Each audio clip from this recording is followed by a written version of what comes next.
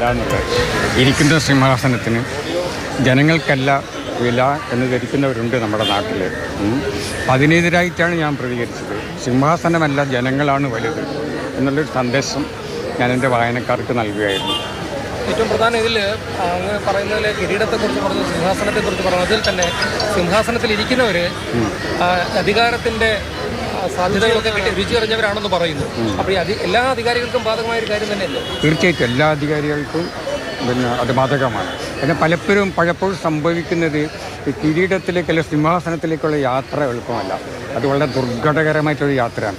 അപ്പോൾ ഒരുപാട് കഷ്ടപ്പെട്ട് പലപ്പോഴും ഊണും ഉറക്കവുമില്ല അധ്വാനിച്ച് ചോര ചിന്തിയാണ് സിംഹാസനത്തിൽ എത്തുന്നത്. ഒരിക്കലും അവിടെ ഇരുപ്പുറപ്പിച്ച് കഴിഞ്ഞാൽ നടന്നു പോകുന്ന വഴികളൊക്കെ മറന്നു പോകാൻ. അത് എല്ലായിടത്തും നമ്മൾ കാണുന്ന ഒരു കാഴ്ചയാണ്, യൂണിവേഴ്സലായിട്ട് എല്ലായിടത്തും കാണുന്ന ഒരു കാഴ്ചയാണ്. അപ്പോൾ അതുകൊണ്ട് അങ്ങനെ ഇരിക്കുന്നവരെ നമ്മൾ ഓർമ്മിപ്പിക്കണം. അതാണ് ഞാൻ പറഞ്ഞത്. ജയപ്രകാശ് നാരായണൻ പണ്ട് പറഞ്ഞതാണ്, അദ്ദേഹം ഒരു കവിയെ ഉദ്ധരിച്ച് പറഞ്ഞതാണത്. സിംഹാസനം കാലിക്കാരോ എന്നാണ് പറഞ്ഞത് കേട്ടോ. സിംഹാസനം ഒഴിവാക്കുക, സിംഹാസനം ഉപേക്ഷിക്കൂ. കാരണം ജനങ്ങൾ വരുന്നുണ്ട്. കാരണം ജനങ്ങൾ വരുന്നത് കണ്ടിട്ടില്ലെങ്കിൽ ജനങ്ങൾ അവരെ സിംഹാസനത്തിൽ നിന്ന് പഴുതെറിയും. അപ്പം അതുകൊണ്ട് ജനങ്ങൾ വരുന്നതിന് മുമ്പ് സിംഹാസനം കാലിയാക്കുക എന്നാണ് പറഞ്ഞത്. ഈ ചോരയുടെ മൂല്യം ഈ നേരത്തെ MD ഈ കേരളത്തിൽ ഉദ്ഘാടന വേദിയിൽ ഒരു പഴയ പ്രസംഗം അദ്ദേഹം ആവർത്തിച്ചു. അതിനെക്കുറിച്ച് വലിയ ചർച്ചകളാണ് ഉദ്ദേശിക്കുന്നത്. അതുമായി താങ്കളുടെ ഇന്നത്തെ വാക്കുകളെ ചേർത്ത് വെക്കാമോ? അത് നിങ്ങൾക്ക് ചേർത്ത് വെക്കണ്ടെങ്കിൽ വെക്കണ്ട. കാരണം എൻ്റെ അഭിപ്രായത്തിൽ വിമർശനം ആവശ്യമാണ്. ഏതൊരു വ്യവസ്ഥിതിയിലുണ്ടല്ലോ വിമർശനം ആവശ്യമാണ്. പിന്നെ പ്രത്യേകിച്ച് ജനാധിപത്യ വ്യവസ്ഥയിൽ ഈ വിമർശനം അതിനൊരു സ്പേസ് ഉണ്ടാകണം. പക്ഷെ പലർക്കും ഇപ്പോഴും സഹിഷ്ണുതയില്ല. വിമർശിക്കാൻ ആളുകൾ മടിക്കുന്നത് അതുകൊണ്ടാണ്. സക്രിയമായിട്ടുള്ള വിമർശനം നമുക്ക് ആവശ്യമാണ്. അതുണ്ടെങ്കിൽ ജനാധിപത്യം വളരെയുള്ളൂ. പക്ഷേ ആളുകൾ പെഴുത്തുകാർ പോലും മടിക്കുകയാണ് വിമർശിക്കാൻ വേണ്ടിയിട്ട്. വിമർശിച്ചു കഴിഞ്ഞാൽ നമുക്കറിയാം എന്താണ് സംഭവിക്കുന്നത്. ഇന്നലെ ഇപ്പോൾ സിദ്ധാർത്ഥ് കാപ്പൻ ഇവിടെ ഉണ്ടായിരുന്നു.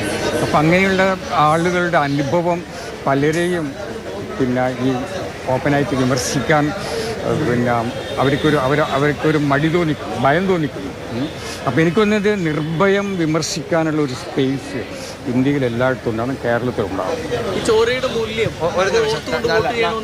ഇവന്റ് തുടങ്ങുവാണ്. 2 മിനിറ്റ് ഇവന്റ് തുടങ്ങുന്ന സമയം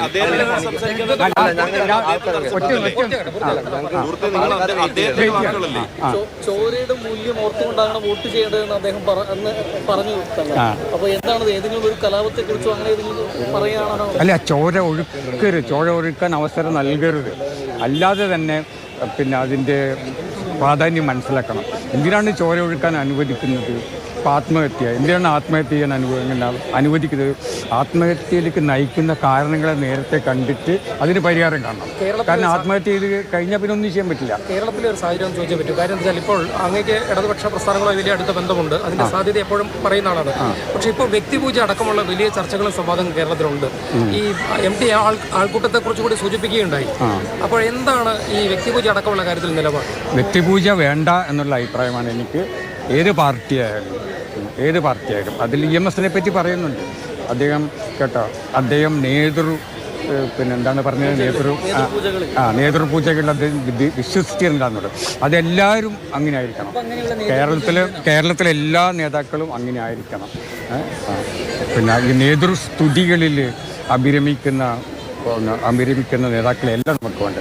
അങ്ങനെയുള്ള നേതാക്കൾ വഴി ഉണ്ടെന്ന് ഞാൻ പറയുന്നില്ല. കേരളത്തിൽ ഒരുപാട് നല്ല കാര്യങ്ങൾ ചെയ്യുന്നു. പുതിയ സർക്കാർ ഒരുപാട് നല്ല കാര്യങ്ങൾ ചെയ്തിട്ടുണ്ട്.